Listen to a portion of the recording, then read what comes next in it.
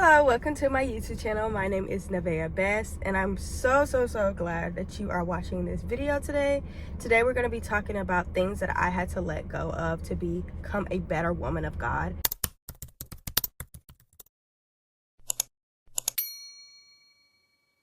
I think it's so important for us as women to want to fix and change and learn how to become better women of God in God's kingdom. And so I wrote down some things that I had to let go of to become a better woman of God through my life. Some of these tips are through like being a Black woman, but this video is not just for Black women. And so if you are not Black, don't freak out, because to be honest, my whole video is not about being just a Black woman. It's just these things I've learned by living in a black woman body. You know, I'm just being for real. And so having to deal with that had enhanced and made me pick up on things that weren't good. And even though it was good in the earthly, like the worldly lifestyle, these things, when I got into my relationship with God, it actually jeopardized and made it harder for me to have a relationship with God, because I built this defense mechanism, all these things that I thought was a way of me protecting myself and me strengthening myself. God actually told me to let those things go. You kind of get where I'm hinting at. But I did write a list of things that we will be talking about today that I feel as though God had told me to let go of to become a better woman of God. And I'm super excited that you're here to watch this video, because that lets me know that you as a woman of God want to change too, and you want to know things, how to become a better woman of God. And if you're new, hit the subscribe button and join in the team. If you've been here already, you know what to do. Like, comment, subscribe, turn that post notification bell on for more videos. Follow me on Instagram at NevaehBest_, and let's get into this video. First, number one of the things I had to let go of was controlling for me as a woman of God, a young adult, was one of the hardest things for me, actually, because I didn't know. I was like addicted to wanting to control everything. I wanted to control my outcomes. I wanted to control the jobs, the car, whatever, my whole life. I wanted to control it, but I still wanted to say, God, I give it all to you.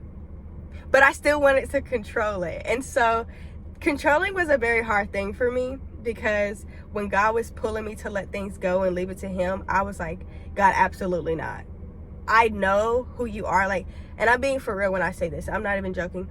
I know who God is, and I know he is powerful, and I know he's glorified. I know I've seen the work he has done, but I'm like, God, I've seen it, but like, I also like, I can handle this too. That's how my mindset was. Like, God, I know you can do it, but like, can you do it in a timing I need you to do it in?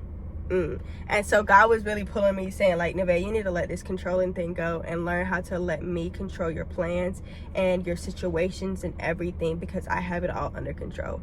And it's really not easy. It's really not easy to let God control all of it. Definitely if you're like me, where you grew up controlling every situation, everything, it's just not easy. And I'm not going to pretend and act like it was. It's not easy to let things go, but it's so important, because it takes that heavy burden and that heavy task off of you when you allow God to do his job. Number two, that is masculine energy and hyper independence. Oh my Lord. When I tell y'all I am a hyper independent woman, I'm still battling with this to this day, because sometimes God will like, the Holy Spirit would convict me in certain places, in certain times, because I would do something that I know, like, Nevaeh, ask somebody for help and stop being so hyper independent. Like, and I had to let this go, even though I'm still working on it. Like I said, I had to let it go, because like, not only one, I hope it's in my will, but if it's not, it's just not. One thing about me, I want to be a wife one day, and I cannot be a wife and be hyper independent. We all know this, like, girl to girl, there's no way possible. But like, I grew up with women all in the household, and so it was so normal for us to do it all by ourselves. Like, being that hyper independent from a young age, it did go into my adulthood. So now I feel like I'm not gonna ask nobody for help, and it's not even about men, but I felt like I didn't need to ask God for help. Like, I would always feel like I can handle it, I can deal with it, I can put up with it, I can stick through it, and not ask God for help, because I was hyper independent. I didn't feel like, in a way, I needed God as much as other people needed him. I was very hyper independent, very masculine energy. God is still working on me with that as well, with the hyper independence. But I do think it's so important for us to allow God to take over our situations, and let go of always feeling like we need to be strong in a worldly sense. And so it just allowed me to always be guarded and nonchalant and emotionless. And instead, I should be allowing God to help me embrace the softness, the vulnerability, and the feminine energy that I need through Christ. Now, third one that I had to let go of was people pleasing.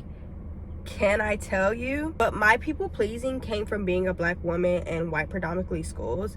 And so being a Black woman in white predominantly schools, I always felt like I had to meet the standard. I always felt like the only way they would notice me, white teachers, because I had mainly most of white teachers, I felt like the only way they would respect me and notice me and think of me highly is if I do this and do that and act like this and act like that and be like this. And so growing up like a young girl, growing up in these white predominantly schools with that mindset, it took a hold into my adulthood as well.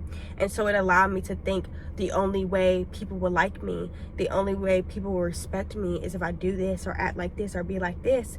And I just remember God telling me today, you have to stop seeking validation from others, because if you keep seeking that validation, you'll listen to what they say and not listen to me. Or God, you're funny. And patient with the process. Letting go of rushing, comparing, and trying to arrive, and begin resting in the season God has you in, even in the quiet or hidden times. I went through this. This was like my last, I think this was the last thing that God has taught me so far. Like, I'm still in learning stage, of course, but I think this was one of the things I just learned about, of how trusting in God and waiting on God. There's things that I've prayed about with God and I fast about. I did a Esther fast on this, where I was asking God to help me find my purpose and help me with clarity and everything on my life. And once I got done with this fast, I was like, okay, I was watching videos on others when they did their Esther fast, and they were just saying how their results got so fast. It was like, my results was fast. The next day I got a phone call and this, that, and third. And I'm just like, okay, God, I'm about to do this. And I tell y'all not, I think I did my fast April 11th. Today is like May 7th. And the things that I was praying about, I mean, there's certain things that God instantly done in my life. I'm not gonna lie on that. There's certain things that God like instantly showed me, even during the fast. But like the things that I was like really wanting, God was like, I thought he was gonna do it instantly, and he was like, yeah, no. And those things are kind of unfolding now. Like, it's about to be a month. And so y'all, he really taught me how to be he really taught me how to be impatient. He really taught me how to be patient and wait on him and trust in the process. But it's so important to trust in him and wait on him, because God's timing, like I said before, and number one, it's always right. It is always perfect too. So just trust in him. Tell me how to understand the worldly definition of beauty and success. I tell you not, social media makes this even worse for us, because they feel as though social media is like the definition of beauty. And not judging any woman that has this, it's like you have to go get your body done. You have to have long hair, straight hair, curly hair, straight. Like it just has to be glossy. It has to be soft. It has to be clean looking. It just has to, like, and it's just like, I tell you not, y'all, I used to be a girly that would spend like $700 on like my hair, my makeup, my outfit, and I only wear it in one day. And then like my next paycheck, I'm like, oh, I gotta do it all over again. That's how bad I idolized like the worldly aspect of beauty and success, because I felt like that was the only way for me to be beautiful and successful. But like now it's like, you're not gonna see me pay that much for no hair. There's absolutely no way. And you're not gonna see me put that much time, because I'm beautiful regardless of the makeup that I have on my face right now, the hair that I have on my head right now. I'm beautiful regardless without it. And God sees the beauty in me. So I think it's far way better than me spending thousands and hundreds of money on things that are unnecessary if I don't really feel that I'm beautiful without it. And so God really showed me to stop measuring my worth by my outer appearance and by how the world's standard of beauty and success is, and just start valuing my heart and my character and my obedience.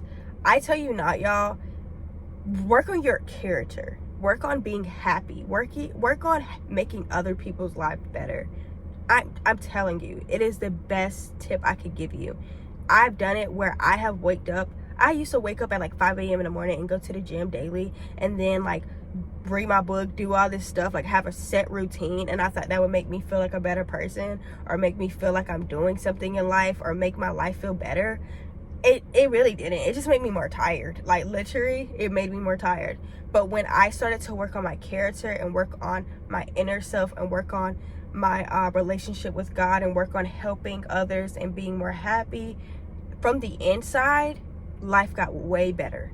And I ain't even hit the gym in a long time, y'all. I'm being for real. I got to get myself back in the gym. And I haven't hit the gym in a long time because I used to idolize it to basically define my success and define my beauty and everything. So yeah, that's another thing just to keep a part of. Another thing that I feel as though God was pulling me to let go of was fear of being seen as too holy and too different.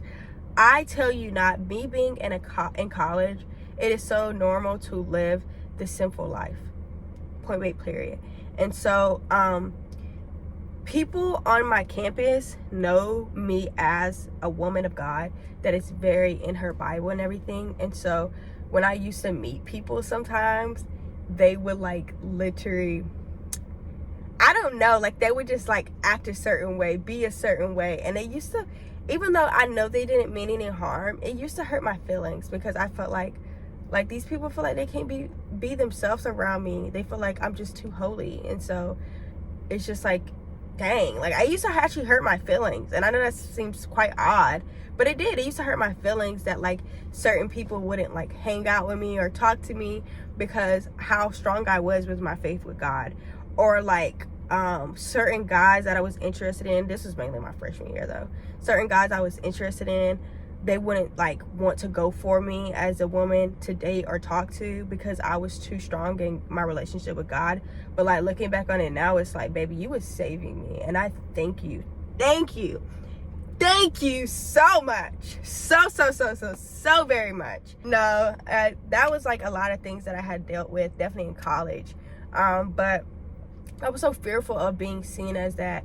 But when I had got closer with God, God was telling me like, Nevaeh, why are you so fearful, and why are you ashamed of like letting people know that you love me? That yeah, like you do want to talk about me in your conversations. Like yeah, you do want to revolve your life with my name around it. Like yeah, that's fine. Why are you so scared to like want to do that? What is wrong, with doing that? Who told you it was wrong?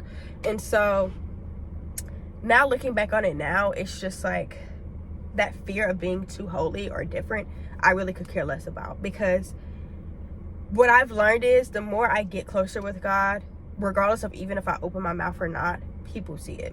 People see it by my spirit. People see it by how I act and how I walk and how I do things.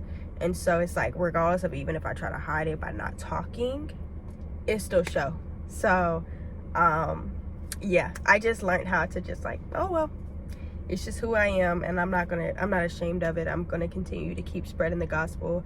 I'm gonna continue to be that too holy, too different person. I don't care. It is what it is, because I love Jesus so much that I want to change, and I want to fix myself, and I want to better myself, and I want to be more like Jesus. I don't want to be like this world. So of course, yes, I'm not gonna want to do the things you do. Of course, yes, I'm not gonna want to act the way you want to act. I am going to be too holy. I am going to be too different, because I just love Jesus enough to know that I want to be like him. Another thing that I had to let go of was like situationships. And don't try to play like, okay, now we holy, now we like good girls, we the daughter of the kings. We ain't never had that thought of that situationship. We did. And I fell into that. You don't have to be honest. I can't. I fell into that situationship. I gave in, and I was like, I can fix this man. I can change this man. I can make this man all about Jesus. And look at me now, single. situationships, all that, I had to let that go and throw it out the window because it was literally slowing down the places that God needed me to be at. And I think one of the things that also helped me let go of the situationships and the casuals, like, you know, was I would think of it like this. And it may not be a good thing to think like this, but I'm gonna say it. How I think of it is, I will be very precise on who I talk to and why. And so I would sit down with myself and I'll be like, let's say I'm talking to a guy and I'll be like, okay, what can I see coming out of this? What can I see this going to? How far can I see this going? And if all the things are good, I pray about it. And I'll be like, okay, God, let me know. But if all the things are bad, I don't even pray about it. I just go ahead and let it go, because now I know it's just my flesh. Because if I can't answer those things and those things are correlating with God and it being a relationship or coming to a marriage, I just go ahead and let it go, because I know it's not worth it. I know it's not even going to go that way. So I go ahead and let it go. Now, lastly, my favorite one, needing to be chosen. All right, let me say this. I used to chase, right? I used to chase to be seen, to be loved by people. I used to chase it because I needed that love, right? And so I used to chase it in all the wrong areas. But I began to realize and resting in the fact that God had already chosen me. And so I was always feeling like I needed to be chosen by someone. Like, I needed to be chosen by someone. That, like, I would go out my way to be in front of people's face. I would go out my way and do God knows what just to be chosen, just to be seen. But, like, that was one of the things I had to let go of. Stop needing to feel like I need to be chosen and only need to be chosen. And the only thing I actually needed to be chosen was God. And so having that, it had it allowed me to do so many stupid things, like so many stupid things to be seen and chosen. And let me say this for real. This was not before I gave my life to Christ. It was not BC. It was AC, DC, whatever you would like to say, during Christ. It was when I was Christian, because I was trying to be seen by like Christian men at a young age. When I thought, like, you know, I was getting into my relationship with God, I felt like I needed to be in every Christian man's face.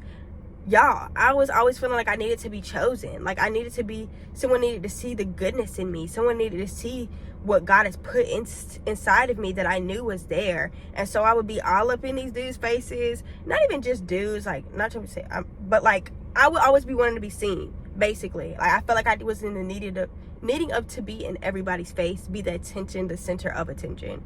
And so God was pulling me to let that go. He was like, Nevaeh, like, you wanting all that attention, first of all, is like too much. Like, calm it down, needing to be chosen and needing to be in everybody's face, because you are already chosen by me. And I was just like, God, like, at one point I didn't think it was enough though. And so it was a lot that God worked through me, because going from a girl that didn't think that being seen by God was enough to being like, I actually do not care about what you think, what you are, who you are. As long as he sees me, we're good to go. Whew, we've been through a roller coaster. And so that was one of the things that God has told me to let go of.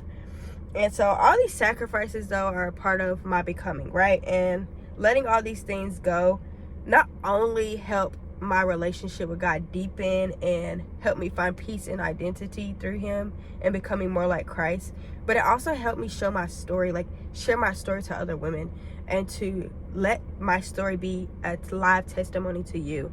Let my story be something that you can see and be like, wow, God is really using her. And so I firsthand want to tell you, you know, take your time, talk to God about these things, take your time with these things, because these things are hard, definitely if you built this up inside of you. And it's very hard. And so talk about these things with God, and how God can help you become a better woman of God, and things that you might actually have to let go of, because it may not have been anything on this list. But just talk to God about those things that you need to let go of to become a better woman of God. But overall, I hope that you enjoyed this video. If you're new, hit the subscribe button, join the team. If you've been here already, you know what to do. Like, comment, subscribe, turn that post notification bell on for more videos. Follow me on Instagram at NevaehBest_. And I thank you so much for watching. And I get to y'all when I get to y'all, and that's next video. I love you guys. Stay safe, stay blessed.